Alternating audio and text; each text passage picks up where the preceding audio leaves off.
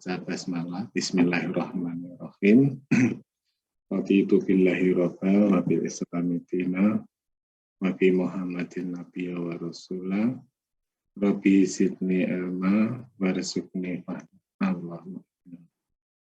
Oke, di kesempatan kali ini saya akan menyampaikan tentang ini topik etika yang mungkin bidangnya masih ada relevansinya dengan blog tropical medicine ya, yaitu tentang kasus terinfeksi streptococcus ya. Jadi ini kasusnya seorang yang mengalami skizofrenia ya.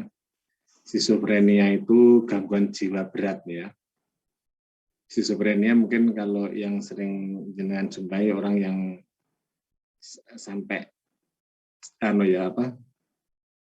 bahasa Jawanya bambung ya, bahasa Indonesianya apa itu ya, yang sampai jadi gelandangan di pinggir jalan gitu ya, yaitu orang yang gangguan jiwa sampai berat, yang paling parah seperti itu ya.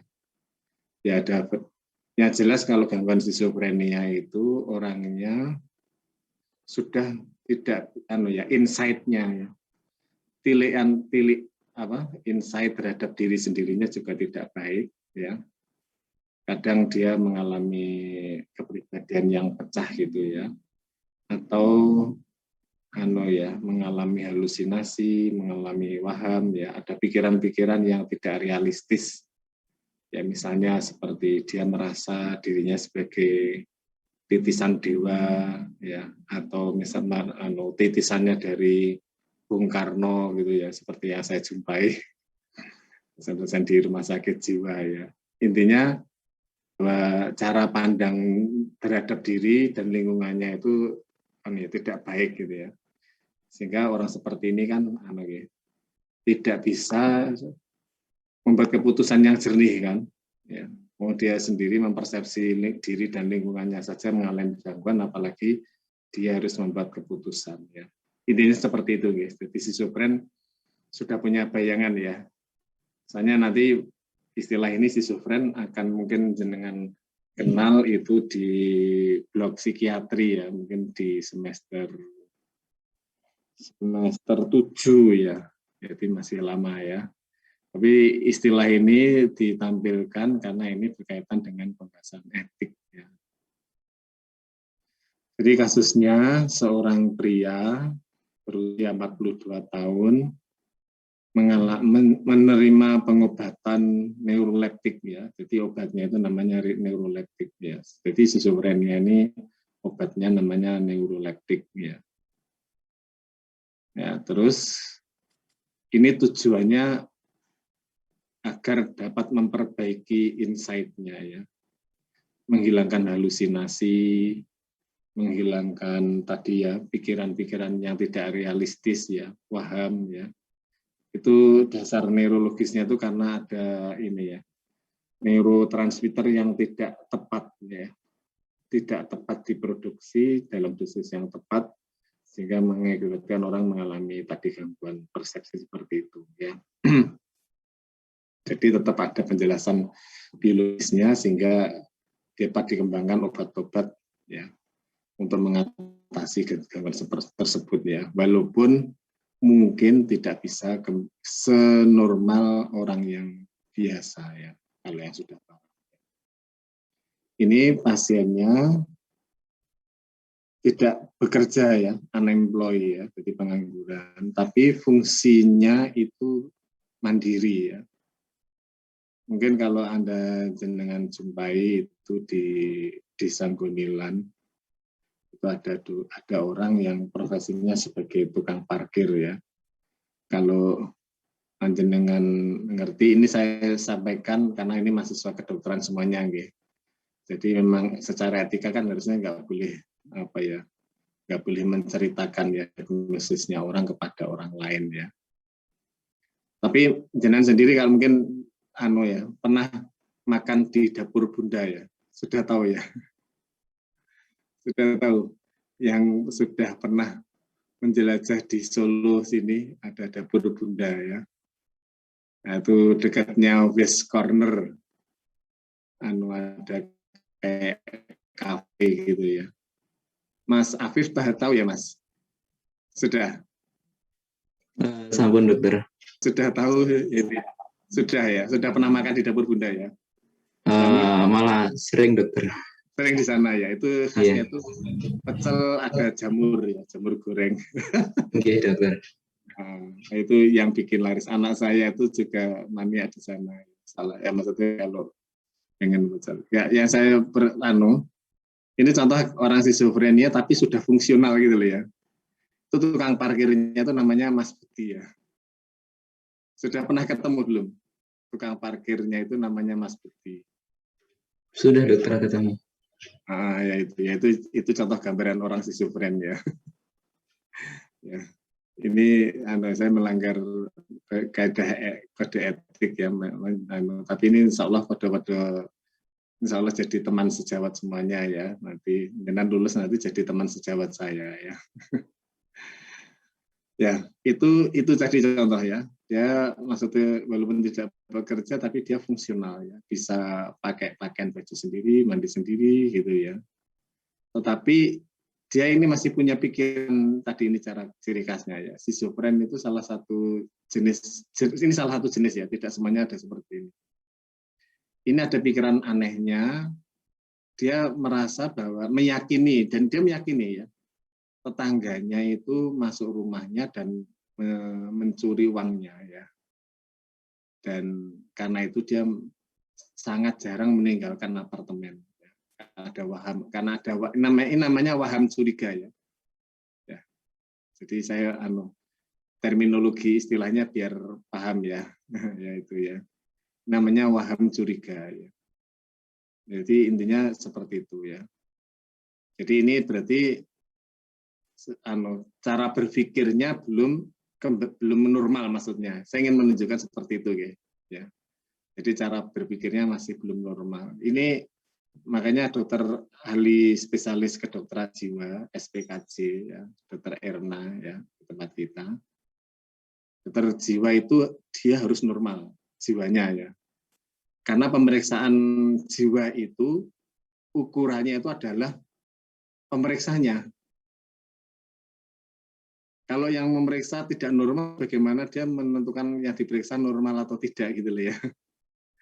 Kalau misalnya gizi itu kan ada ukurannya ya. Misalnya berat badan sekian, usia sekian, nanti kita lihat tabel Z-score dari WHO atau Kementerian Kesehatan. Oh ini masuk normal, kan ada ukurannya ya. Nah ini dokter jiwa itu dia membandingkan arus berpikirnya pasien, isi pikirannya pasien itu dengan dirinya sendiri gitu loh ya. Jadi dengan pemeriksanya ya. Makanya jadi dokter harus normal ya. Makanya dulu ketika jenengan masuk kan ada tes MMPI ya. Itu salah satu screening untuk ini ya, ada mendeteksi dini adanya skizofrenia atau psikosis ya. Jadi kalau Anda sudah lolos tes itu insya Allah jenengan semuanya orang normal ya. Tidak ada potensi untuk menjadi seorang psikosis ya, yaitu psikotik ya. Ini pikirannya gini ya, jadi paham curiga ya. Sehingga ini kalau dibuat diagnosis namanya skizofren tipe paranoid ya. Karena ada waham curiga. Ya. Nah, yang jadi masalah dia memanggil dokternya karena ada radang tenggorokan. Jadi bagus sekali ya. Dipanggil seorang pasien datang ke rumahnya ya, terus kemudian dokternya ini dokter yang pemeriksaannya lagi artis ya, sesuai standar yang sesungguhnya ya. Jadi ada radang tenggorokan terus kemudian di swab ya, swab tenggorokan ya. Terus mendapatkan adanya infeksi streptococcus ya. Terus kemudian dokter memberikan terapi antibiotik ya. Jadi ada beberapa hal yang sensitif etik ya dalam kasus ini ya. Yang pertama, ada seorang pasien yang mengalami skizofrenia kronis ya. Ini kalau dari sudut pandang hukum, orangnya ini tidak kompeten ya. Jadi kalau orang secara hukum itu ada kompeten itu artinya cakap. Cakap membuat keputusan ya. Cakap itu berarti kan pikirannya jernih loh. Ya. Nah, ini schizofren kan berarti dia tidak cakap dalam membuat keputusan. Terus kalau di dalam hukum itu selain cakap, dia harus ada batasan usia untuk dikatakan mempunyai wewenang membuat keputusan secara hukum. Batasan usianya itu adalah 20 tahun. Tapi di Indonesia, Anda sekarang sudah punya KTP semua ya. Jadi usia berapa itu? Pertama kali punya KTP itu usia berapa itu? Berapa? 17 atau 16 atau 20 punya SIM yang sesungguhnya loh ya, nembak loh ya. 17 biasanya, Ya, dokter. artinya ketika 17 ya. Berarti di usia itu Anda sudah dikatakan sudah mempunyai pemenang. Ya. Jadi diberikan kartu tanda penduduk, kartu surat izin mengemudi, artinya Anda sudah punya wewenang. Jadi secara hukum itu usia itu. Sebelum usia itu, walaupun orangnya cakap, ya, cakap maksudnya bisa menganalisis, ya, bisa membuat keputusan yang bisa dipertanggungjawabkan, tapi secara hukum dia belum mempunyai wewenang. Kalau dalam bahasa agama itu sudah balik, ya. Balik itu artinya sudah sah untuk diberikan beban ibadah, ya. Kalau belum usia itu belum cakap, ya. Kalau dalam bahasa agama itu kan cakap, ya. Balik itu artinya sudah mencapai, ya.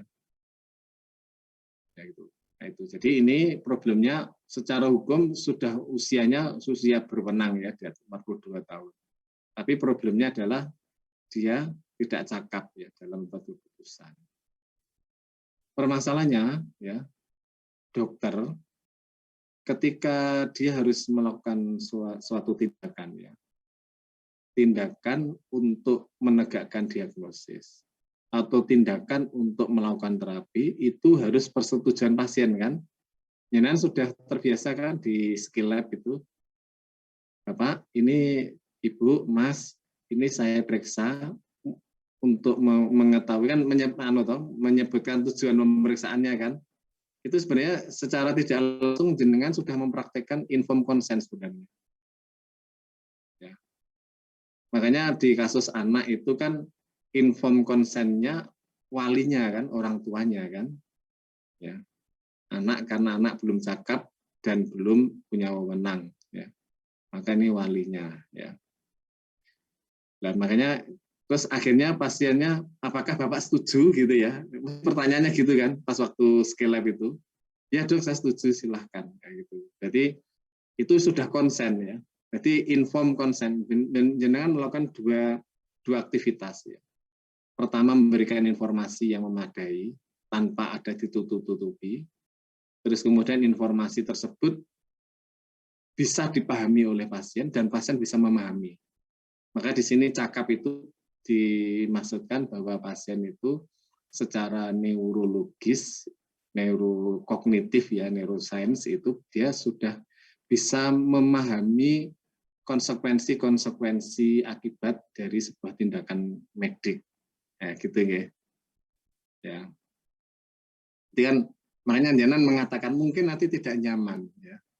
Saya tanya-tanya mungkin tidak nyaman, ada hal-hal mungkin ada orang yang mungkin bagian privasi seseorang tapi ditanya. Tapi dia menerima konsekuensinya. Ya Dok, tidak apa-apa. Berarti memberikan konsen. Konsen itu, persetujuan itu harus ada elemen sukarela. Tidak boleh dalam paksaan. Dan kemudian ada ucapan atau pernyataan atau sikap memberikan persetujuan. Ya. Jadi itu, jadi problemnya. Jadi sehingga pada pasien ini kan ada dua tindakan, ya. Throat swab, ya. Itu kan juga menegakkan diagnosis, ya. Ini juga harus disampaikan kepada pasien. Anda sudah pernah tes alergi, ya? Tes alergi. Tes swab antigen sudah pernah semuanya, ya. Ini kan salah satu syarat untuk swab antigen atau vaksin 2 kali, ya. Pernah melakukan swab antigen kan? Rasanya nggak nyaman, toh diogor-ogor hidungnya itu. Nah itu. Makanya itu kan juga ada informed consent kan sebenarnya. Ya, diperiksa seperti ini. Ini kan juga di swab, ya. Cuman di swabnya swab tenggorokannya. Nah, itu. Jadi kan ini ada dua tindakan ya pada kasus ini. Jadi permasalahannya pasiennya itu hidup sendiri, tidak bekerja, terus kemudian dilakukan tindakan oleh dokter, tindakan untuk throat swab sama tindakan untuk diberikan terapi antibiotik. Berarti ini kan harus ini ya, pasien bisa mencerna enggak gitu ya obatnya. Apalagi kasusnya ini pasien punya schizofren tipe paranoid ya, waham curiga. Bisa jadi ini ngasih obat, dokternya ngasih obat dikira obat yang racun ya. Nah, bisa jadi kan pasiennya punya pikiran seperti itu gitu. Nah, itu. Jadi masalah isu sensitif etiknya itu ini ya, ini schizofrenia kronik. Jadi ini orangnya itu tidak cakap secara mental ya, dalam mencerna informasi medik, dalam membuat keputusan medik ya yang berkaitan dengan dirinya, walaupun fungsi hariannya mandiri. Menderita sore throat, dokter merekomendasikan antibiotik ya. Nah, sekarang kita membahas dari cara kerjanya dokter ya. Cara kerja dokter dalam memeriksa pasien itu prinsipnya dalam hal sudut pandang etik ya, itu ada 4 situasi ya. Nah, situasi pertama adalah situasi elektif. Elektif itu artinya tidak gawat ya, pasiennya bisa tidak ngomong, ini ureanya seperti ini ya, normal, pasiennya sadar, kompeten ya, cakap dalam mencerna apa informasi yang disampaikan oleh dokter, dan dia mengikuti apa yang direkomendasikan dokter ya, cakap dan setuju dengan apa yang dilakukan dokter, seperti yang Anda lakukan dalam skill lab itu ya, anamnesis, terus pemeriksaan fisik, itu kan pasiennya setuju seperti ini, situasi elektif ya. Ya dok silakan, ya dok saya setuju, akhirnya kan Anda melakukan tensi ya. Seperti itu ya. Ya. Pasien sadar, kompeten, ya syarat untuk, nah ini namanya itu ketika pasien setuju Anda menawarkan, itu namanya transaksi terapeutik ya. Jadi ketika Anda menawarkan terus kemudian ada ditulis dan Anda mulai menulis di rekam medik ya, ada catatannya, itu sudah masuk dalam secara hukum itu namanya transaksi terapeutik ya. Jadi kalau sudah seperti itu, kedua belah pihak sudah punya hak, kewajiban, wewenang dan apa itu tugas ya. Hak, kewajiban dan wewenang di situ ya. Maka di sini pasien harus menyampaikan informasi yang sejujur-jujurnya gitu ya, seperti yang Jenderal sampaikan ya, walaupun nanti kan kita juga ada apa? Kita menginginkan pasien juga harus menyampaikan sejujurnya ya. Kita perlukan edukasi gitu ya. Ini. Tapi secara hukum ini sudah masuk transaksi terapeutik. Ya. Ewodine bahasa Indonesianya apa ya? Ewodine. Meskipun ya selanjutnya pasiennya berbohong, tapi kita sudah melakukan ya. Apa yang kita tanya itu sudah ditulis ya. Jadi sebenarnya pasien pun juga punya ini, punya, kalau dalam transaksi itu ada one prestasi ya. One prestasi itu dia tidak memenuhi apa yang harusnya kewajiban yang dia lakukan. Jadi pasien tidak memberikan informasi secara jujur, itu berarti pasiennya one prestasi. Umumnya yang sering dibebankan one prestasi kan dokternya ya, gitu ya. Nah itu ya.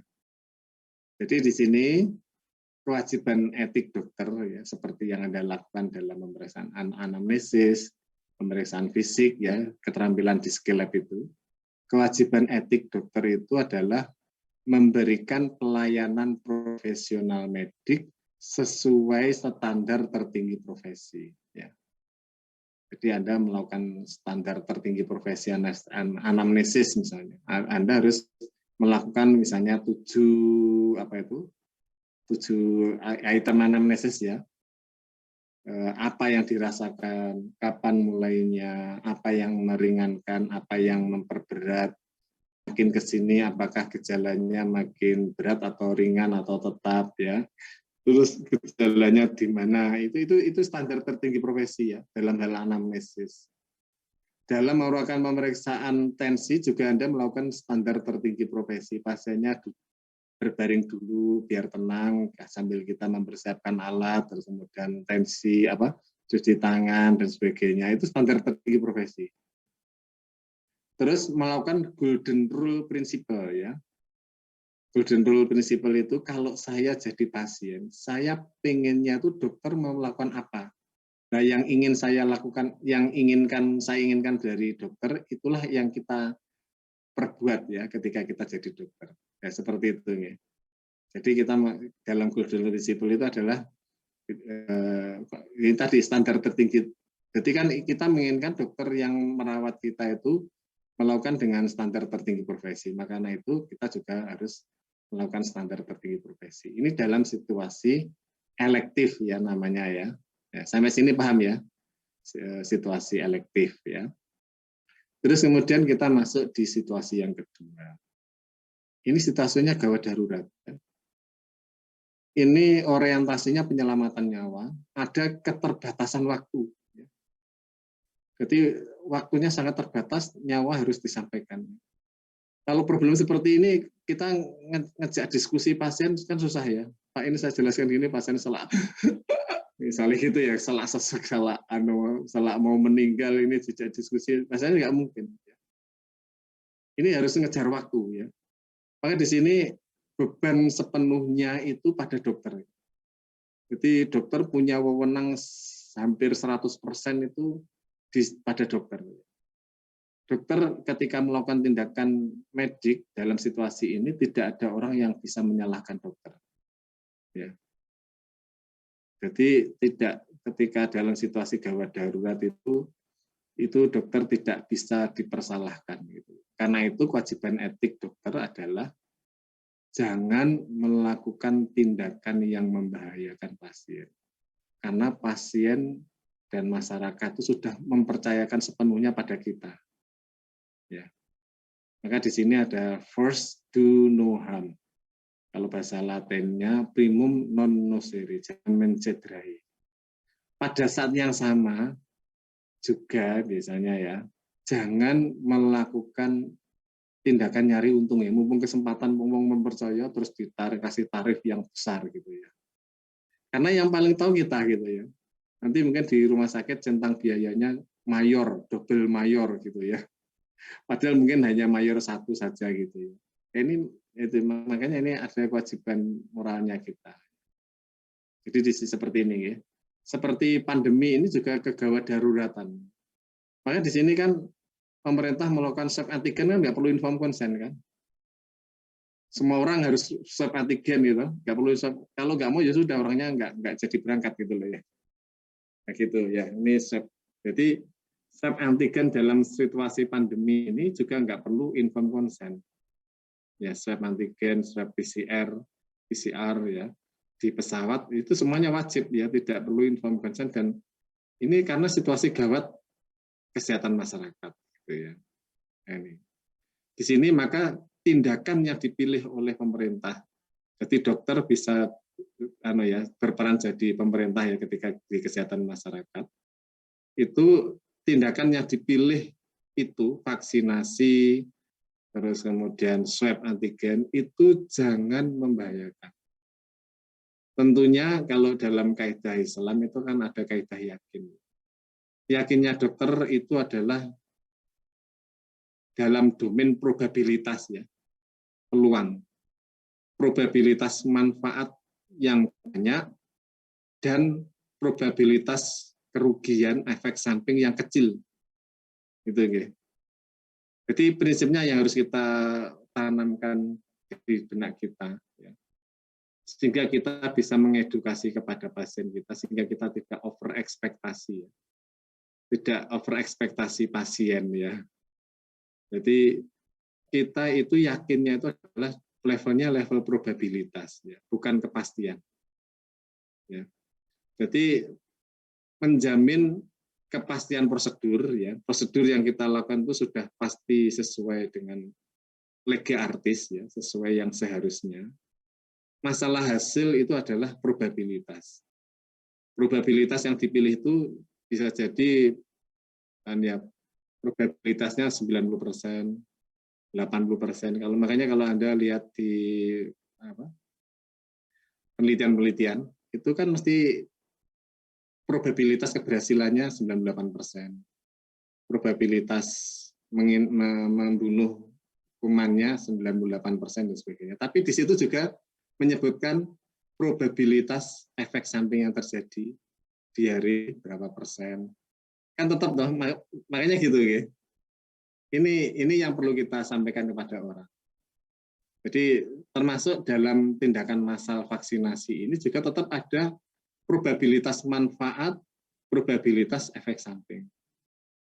Efek samping tetap ada ya, namanya sehingga disebut dengan KIPI ya, kejadian ikutan pasca imunisasi. Saya menemukan gejala yang paling heboh itu adalah seorang laki-laki habis diimunisasi mengalami impoten ya.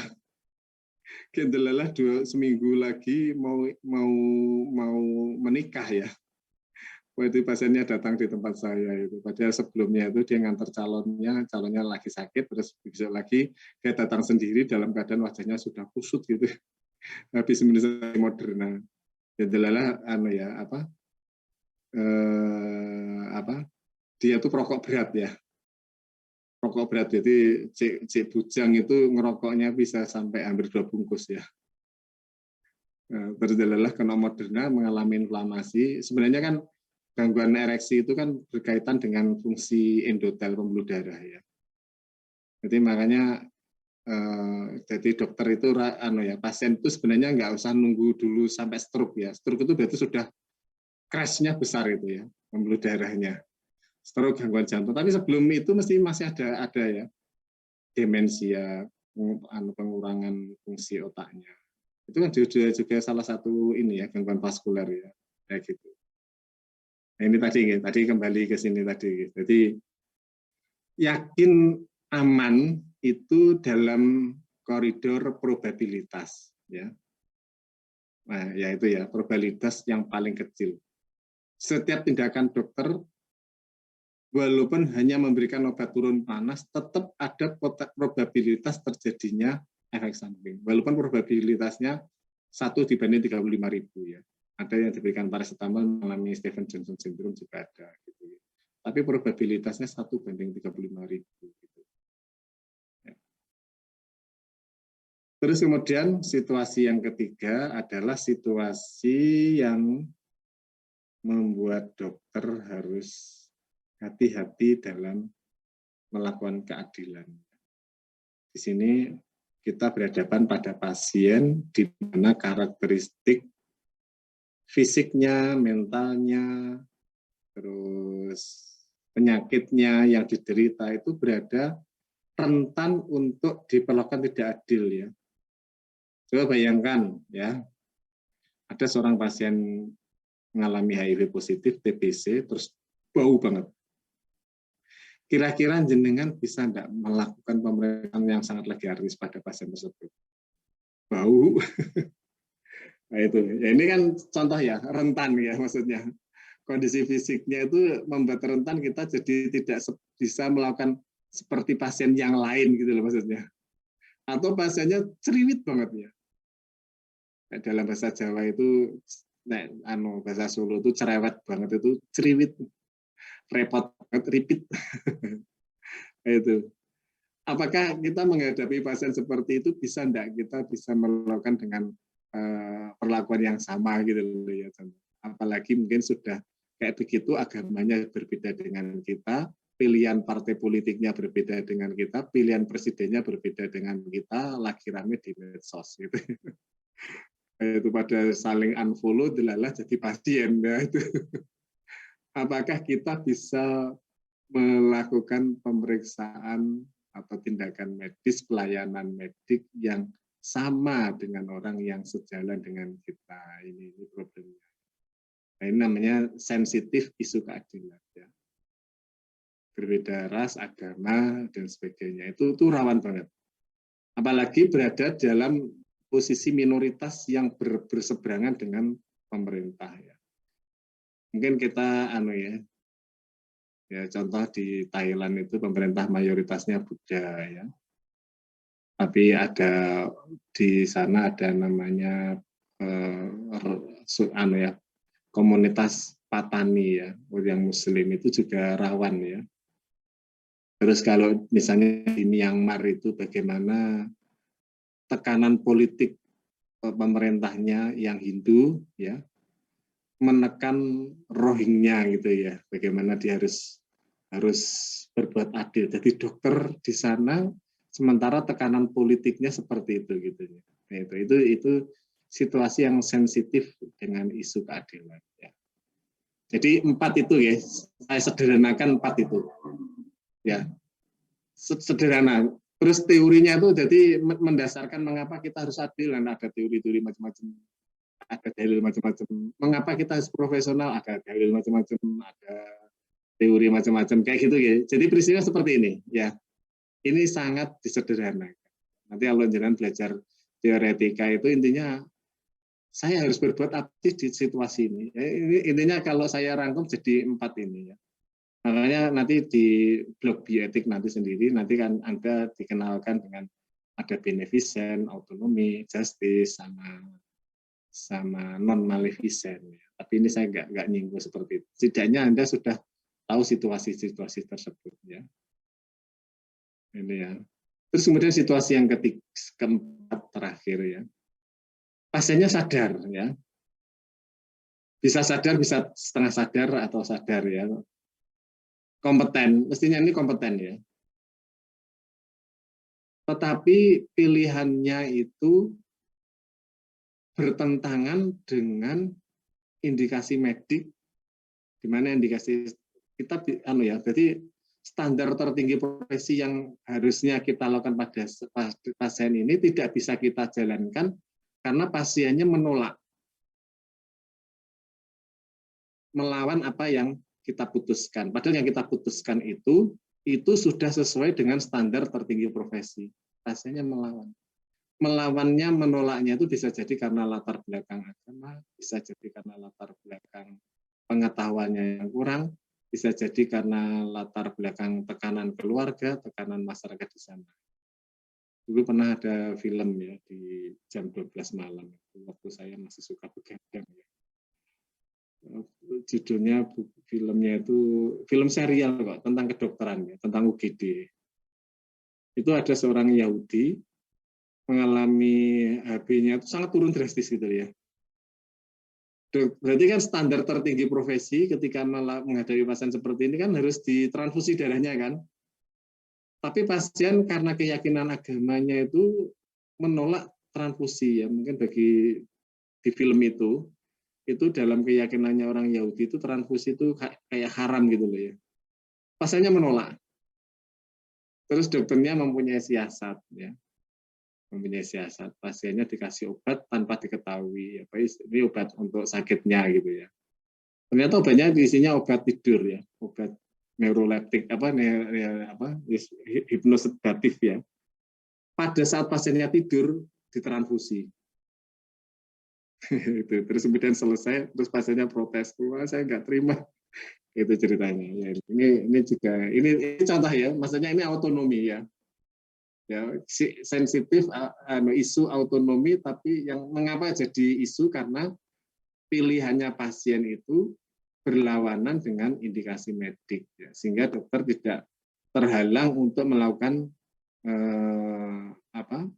standar tertinggi profesi ya, dalam kasus tersebut. Ya, ceritanya seperti itu. Ya. Bisa jadi pilihannya itu tadi ya, justru memperberat sakitnya atau justru menambah memperberat kualitas hidupnya, tidak bisa maksimal lagi gitu loh ya. Justru mengalami kecacatan sehingga akhirnya mengalami ini ya. Makanya di sini makanya tadi dokternya mengambil resiko ya. Mengambil resiko ditidurkan ya, walaupun nanti akhirnya dia mungkin dituntut hukum dan sebagainya gitu ya.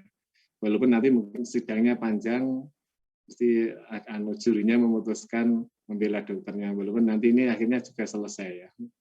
Selesai tapi tidak selesai. Nah, ini alasan-alasannya. Teori etika, kaidah dasar bioetik, makosid syariah ini sebagai untuk tadi nih. Mengapa saya harus melakukan kewajiban etik tersebut gitu ya. Nah, ini landasan-landasannya seperti ini ya. Jadi kaidah dasar bioetik, Terus kemudian ini teori etiknya, yang nanti akan kita bahas di blog bioetik ya. Ini sekedar tahu saja dulu ya.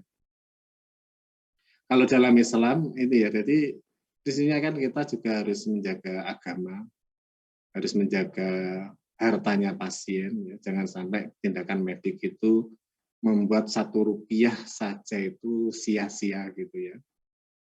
Terus kita menyelamatkan nyawa orang, terus kemudian menjaga harga diri, ya, kehormatan orang, menjaga akal sehatnya orang. Ya tadi makanya dokter memberikan neuroleptik itu sesuai dengan hifdzul akal, ya, menjaga akal sehatnya agar akal sehatnya bisa berfungsi ya. Orang schizofrenia kan akal sehatnya tidak berfungsi ya. Terus kemudian hifdzun nasl ya. Karena akal sehat salah satu syarat ibadah itu kan harus akal sehat begitu. Maka ini jadi hal yang mendasar ya dari maksud dari syariat itu kan gitu. Jadi dalam hal ibadah kan tidak boleh mabuk ya, tidak boleh ini dan sebagainya. Nah, ini. Terus kemudian tadi ya, kalau orang Islam itu niatnya dokternya. Makanya dokter tidak boleh melakukan white collar crime ya, harus kembali kepada niatnya. Terus yakin tadi ya, yakin itu sesuai dengan probabilitas tertinggi yang bisa dicapai. Terus kemudian doror itu menghilangkan doror, menghilangkan darurat ya, kemadorotan ya, kesusahan gitu ya. Masyarakat itu ketika tidak ada pilihan lain, ternyata pilihan itu bertentangan hukum syariat, maka di sini diperbolehkan sampai kegawat daruratannya teratasi. Ketika kegawat daruratan teratasi, kembali ke kaidah syariat semula, misalnya haram. Kemudian ma'ruf itu ada prosedur-prosedur, dokter yang menjalankan prosedur itu sama dengan dokter menjalankan syariat Islam ya, seperti itu. Ini kaidah doror ya, tidak boleh dokter itu membuat pilihan medis yang ternyata kerusakannya tindakan medis itu tidak lebih baik ketika pasien dibiarkan. Nah, makanya al-doror la yuzal bimislihi ya. Terus menghindarkan kerusakan itu lebih diutamakan daripada mengejar kemaslahatan ya. Misalnya ya, pasien mengalami stroke ya. Idealnya kita itu mengembalikan tensi sampai 120 ya. Tetapi yang kita kejar itu justru pemulihan vaskuler. Maka di sini kita mengejar pemulihan vaskuler dulu yang penting. Bukan mengejar tensi yang normal. Nanti itu belakangan. Makanya namanya darun mafasid aula min jambil masoleh ya. Jadi masolehnya tadi tensi 120 itu kita abaikan dulu. Yang penting kita turunnya sedikit dulu. Yang penting standar-standar yang lain kita kejar dulu. Ya, misalnya pada kesan stroke gitu, stroke hemoragik. Terus kemudian ya ini dokter kadang-kadang sering mengalami seperti ini ya. Sama-sama pilihan yang tidak baik. Ya, seperti ini ya. Seperti ini ya. Mungkin sama-sama pilihan yang tidak baik ya dalam lockdown atau ekonominya jalan gitu ya. Nah itu. Makanya ini ada ikhtiar ahwan al-syara'in ya. Terus kemudian ad-doror al-asyad yuzalu bil doror al-ahqaf ya. Jadi kita menghindarkan kerusakan yang paling parah daripada memilih Jadi kita utamakan mengatasi kerusakan yang paling parah daripada kerusakan. Ini kan ada pilihan ya. Nanti Anda jadi dokter anestesi itu bisa jadi mengalami hal memilih seperti ini ya. Jadi sama-sama ada pilihan kerusakan, ini kita tindakan, kita ada dua tindakan ya. Karena kita dibatasi waktu dan dibatasi oleh kapasitas pasien menerima obat gitu ya. Dan kita memilih kerusakan yang paling berat dulu kita atasi, baru mengatasi seperti triase itu ya. Kita kan sama-sama dapat pasien yang tidak mengenakan ya. Nah ini. Terus kemudian ini ya seperti ini pandemi ini juga seperti ini al-maslahat al-ammah muqaddamat alal maslahat al-khassat ya. Kita mengejar maslahat umum dulu ya. Tindakan lockdown itu kan ini ya mengejar jangan banyak jangan terlalu banyak nyawa yang meninggal. Nah, walaupun lockdown ini mungkin akan mengurangi masyarakat pribadi-pribadi ya, pribadi jadi nyari uangnya jadi terganggu dan sebagainya, tapi masyarakat amahnya itu lebih diutamakan. Atau ya ini juga prinsip yang sama ya, tahammalu ad-darar al-khas ildafi'u ad-darar al-am ya. Mungkin individu akan mendapatkan kerugian ya untuk melindungi kerugian yang besar yang disampaikan pada orang ya. Misalnya tadi ya, anak sekolah harus libur, jadi akhirnya kan itu kerugian ya individu ya. Kerugian ini ya. Anda jadi seperti ini tadi itu kan juga merasakan kerugian kan ya. Tapi ini sama-sama pilihan sulit gitu ya. Jika ini al-tasarruf ala ra'iyat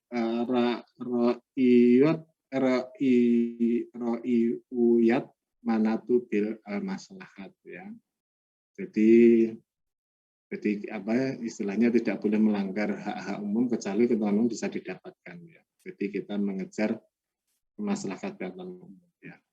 Kita kembali ke kasus, ini masih ada berapa menit, 5 menitan ya. Jadi ini tadi schizofren sensitif karena penyakitnya belum terkendali, pasien masih ada paham curiga, sehingga ini tidak valid, tidak cakap dalam keputusan untuk dirinya. Terus situasinya juga relatif elektif ya, sehingga mungkin ini pasiennya otonominya terganggu ya. Tapi otonomi pasien yang tidak normal sebenarnya ya. Ini persyaratan transaksi terapeutik juga tidak terpenuhi ya, karena pasien tidak berada dalam posisi yang kompeten. Sehingga persetujuannya mestinya pada walinya ya, wali pada pasien ini mestinya pada orang ini. Terus ya ini sebisa mungkin harusnya seperti itu ya, tapi dalam kenyataannya mungkin dokter agak sedikit berbohong ya. Ini nanti dia fokus ke ngasih obat untuk mengatasi ketidaknyamanannya ya. Jadi fokus pada ketidaknyamannya pasien. Ini sakit, tenggorokannya sakit kan ya. Ini kasih obat yang untuk mengurangi kenyamanannya ya. Terus kemudian ini ya, kalau seharusnya pakai proxy consent, ini walinya ya, yang terdekat itu suami, istri, anak. Ini biasanya pada pasien-pasien yang tidak sadar ya. Jadi kalau misalnya ini situasi lain, bukan contoh kasus ini ya. Jadi sama tadi ya, kalau pasiennya berat schizofren tapi gawat ya. Karena saya dulu kerja di rumah sakit jiwa sampai 3 tahun ya. Saya itu jumpai pasien yang sudah berkelana di tempat umum ya tanpa pulang itu sampai 10 tahun ya. Akhirnya adalah kena jantung ya. Pasiennya meninggal ya. Tapi kan sudah ada ini ya. Ya, seperti itu akhirnya Departemen Sosial menangkapi para gelandangan, terus orang yang schizofren kemudian dimasukkan di rumah sakit, di terapi ya, ini sudah masuk dalam keadaan ini ya. Mungkin bukan gawat, tapi di situ untuk menormalkan ya, sudah jadi kewajiban pasien. Oke. Saya kira itu pas 50 menit ya.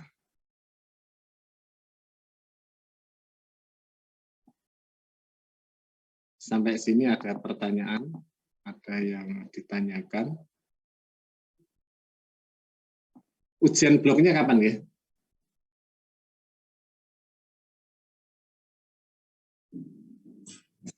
Hari Sabtu dong. Sabtu ini?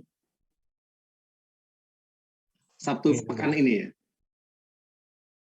Ya, di sini mulai serius belajarnya ya. Oke. Berarti pekan depan sudah mulai blog baru ya? Oke. Oke. Soalnya di angkatan 2020 ini ada yang ikut lomba ya.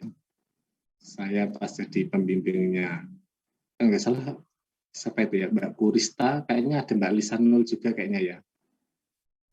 Yang medical fiesta itu ya. Ya dari UBI ya.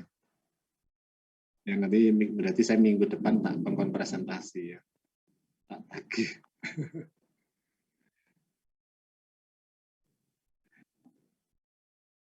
Ini saya tidak mengganggu. Ya. Oh ya, ini angkatan 2020 itu punya IG ya, saya memfollow ya. Makanya di story-nya itu selamat ujian responsi gitu ya.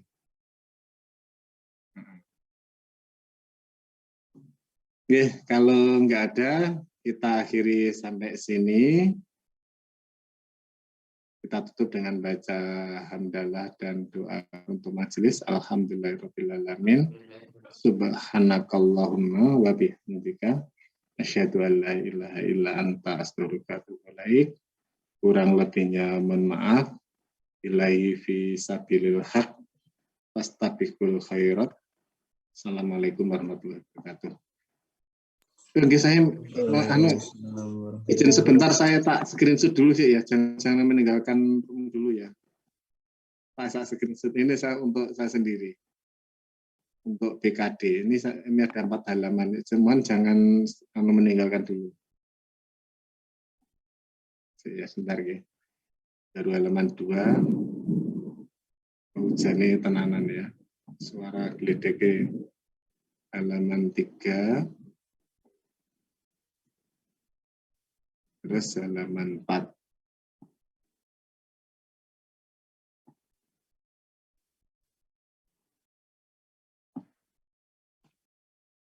Oke, sampun. Oke, saya langsung pamit nggih, matur nuwun semuanya. Oke, langsung